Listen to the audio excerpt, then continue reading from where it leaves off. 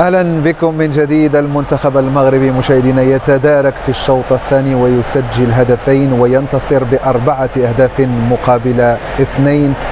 طبيعة الحال مباراة بين البرازيل انتهت لتوها وعرفت دخول نيمار في اللحظات الأخيرة كأول مشاركة وظهور له في كأس العالم في هذه النسخة. إذن المنتخبان البرازيلي والمغربي يحققان الانتصار الثاني في هذه المجموعة. البرازيل في الصدارة متبوعة بالمنتخب المغربي الذي كما أشرت تدارك بعد شوط أول شهد بعض الأخطاء على مستوى الدفاع، وفي الشوط الثاني وعلى إثر عدد من التغييرات تمكن المنتخب من قلب النتيجة وسجل هدفين عبر البديلين راحمي وياسين جاسم. شوط أول في كثير من المعاناة والأخطاء، ظهر الوجه الحقيقي في الشوط الثاني.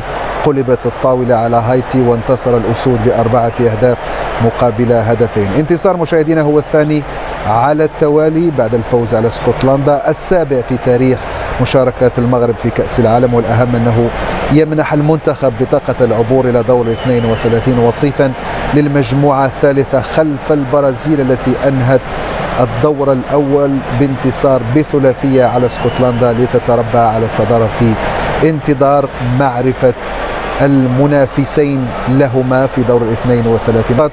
لاعبي منتخب هايتي بعد الخروج من هذه المسابقة في مباراة كانت تحصيل حاصل بالنسبة لهم، لكنهم تمنوا تحقيق الانتصار أو النقطة الأولى في مشاركتهم الثانية والأولى بعد 52 عاما. تفضل الكلمة.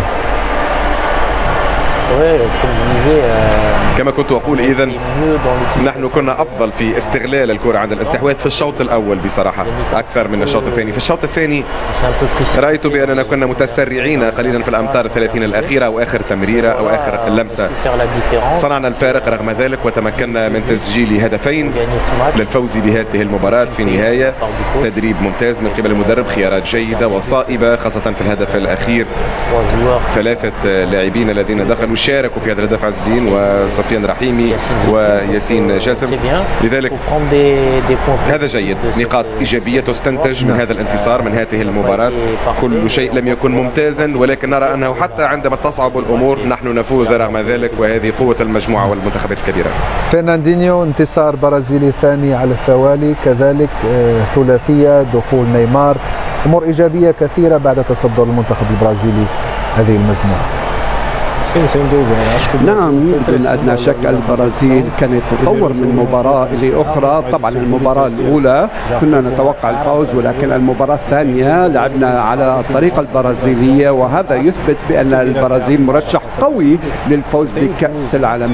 نعم، هناك العديد من الأمور الإيجابية مثل دخول نيمار، ولدينا لاعبين مثل فينيسيوس جونيور وهندريك، لذلك أنشيلوتي لديه العديد من اللاعبين المميزين الذين بإمكانهم أن يمثلوا قوة هجومية ضاربة. كابتن يوسف، نشاهد كلمة وهبي في نهاية هذا اللقاء. صحيح الأهم تحقق قصة التتويج منذ آخر لقب عام 2002، وهي آخر فترة جفاف يعيشها أو أطول فترة جفاف يعيشها المنتخب البرازيلي منذ ذلك الحين على مستوى التتويج باللقب، هو الذي يتوفر على 5 ألقاب وكان دائم المشاركة في كأس العالم.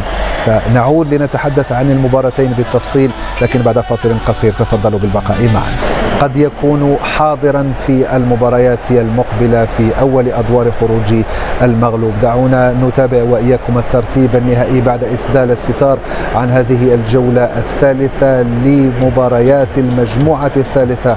البرازيل متفوقة بالأهداف على المغرب في الصدارة وكلاهما ب7 نقاط. اسكتلندا في المركز الثالث ب3 نقاط، ولا زالت تنتظر باقي المباريات في المجموعة 12 لكي تعرف مصيرها. هل يمكن أن تتأهل من بين المنتخبات 8 التي ستحتل المركز الثالث، أو أفضل 8 منتخبات ستحتل المركز الثالث بطبيعة الحال؟ نعود مشاهدينا لمحللي قنوات بين سبورتس وأعطيك الكلمة كابتن يوسف. قراءتك لهذه المباراة، هل يجب أن نركز على إيجابياتها أكثر أم نحقق في سلبياتها تحسبا لما هو قادم؟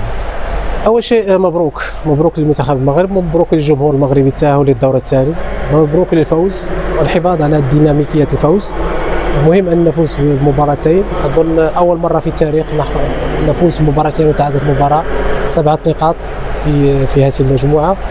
الشوط الثاني كان طبعا مختلف، الكثير من الإيجابيات أمين. أول شيء ردة الفعل بعد الشوط جيد على المستوى الهجومي، لكن كان سيء على المستوى الدفاعي. ردة فعل بعد التأخر والعودة بالنتيجة. ردة الفعل بعد تغييرات المدرب لوهبي دائما قراءته ممتازة جيدة للمباراة، رغم أن كانت هناك تغييرات أعطى فرص أكثر من لاعب، 4 تغييرات على التشكيلة الأساسية، لكن الشوط الثاني أعطى فرصة أكثر لبعض اللاعبين الآخرين يشاهدناهم أكثر، خصوصا جاسم الآن يسجل، يصبح أصغر لاعب في تاريخ المغرب يسجل في كأس العالم، وأول لاعب في المغرب يسجل في كأس العالم الشباب وفي كأس العالم الكبار. نعم، والحكيمي كذلك اليوم اللي كان نجم مباراة كان أفضل لاعب في هذه المباراة، وحكيمي كذلك يسجل هدف الأول في كأس العالم بعد صحيح المشاركات الأخيرة وسجل في البطولات المجمعة كلها طبعا، دوري الأبطال على مستوى كأس إفريقيا، الأولمبياد، والآن في كأس العالم. نعم، شيء جيد وشيء مهم، وهذا شيء ايجابي. الكثير من الايجابيات صراحه، يعني كانت هناك بعض المشاكل خصوصا في الشوط الاول، وهذا شيء طبيعي، يعني كثره التغييرات. شاهدنا بعض الاحيان لم نكن شرسين في النواحي الدفاعيه، بعض اللاعبين ما قدموش الادوار الدفاعيه وتكلمت عليهم بين الشوطين، لكن دخول اللاعبين كما قلت، دخول رحيمي، دخول أناحي، دخول جاسم اعطوا اضافه اكثر، خصوصا على المستوى الهجومي. خلقنا فرص اكثر واصبحنا متحكمين اكثر في المباراه. وهنا الاهداف دائما تاتي من الاطراف.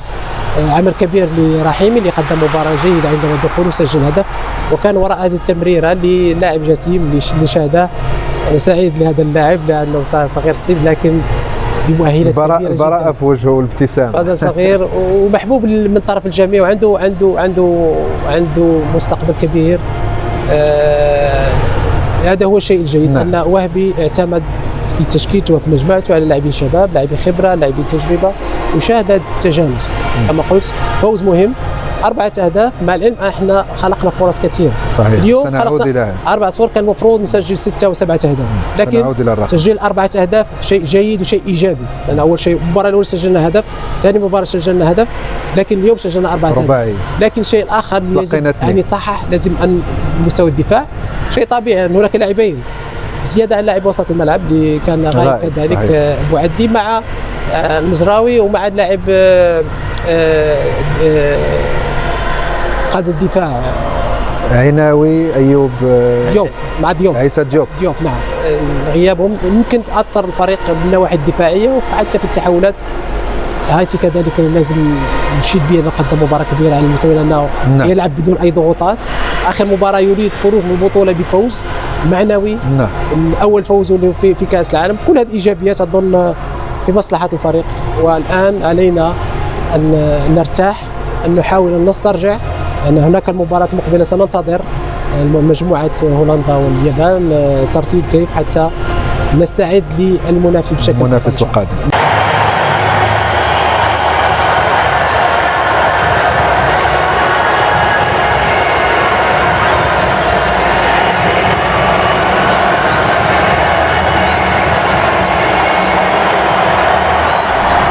هذه هي أجواء في المباراة الأخرى. ميامي ستاديوم، نيمار دخل كما أشرنا بديلا في أول ظهور. ما الذي قدمه نيمار على الأقل في الدقائق التي لعبها، وهل بدا جاهزا لمساعدة راقسيا سامبا عند الاحتياج إليه في قادم المباريات؟ عاد من إصابة وصعب للغاية أن تعود من إصابة كبيرة وبالغة مثل التي حدثت له، ولكن رأيناه يباشر بالعمل في هذه المباراة. نعم، قام بالعديد من اللمسات الهامة في هذه المباراة، وأثبت بأنه لديه تفاهم كبير مع اللاعبين في خط الوسط. لذلك نيمار كان يريد الهجوم وكان يريد تسجيل الهدف الرابع، ولكن لدينا بعض أيام الراحة وأيام التدريبات، فبإمكانه العودة بقوة أكبر للمباراة القادمة. لذلك سنرى إذا أنشيلوتي سيزج به في المباراة القادمة منذ بداية المباراة. إلى أجواء ملعب أتلانتا ستاديوم مرة أخرى.